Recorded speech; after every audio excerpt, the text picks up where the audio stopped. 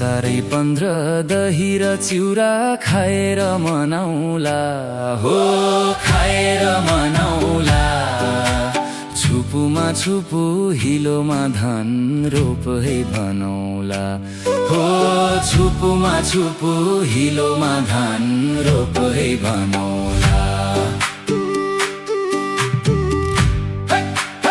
असारे मासको दबदबे हिलो आलीमा पोतौला हो, आलीमा पोतौला। दर्किने झरी परेछ भने घुमभित्र ओतौला हो, दर्किने झरी परेछ भने घुमभित्र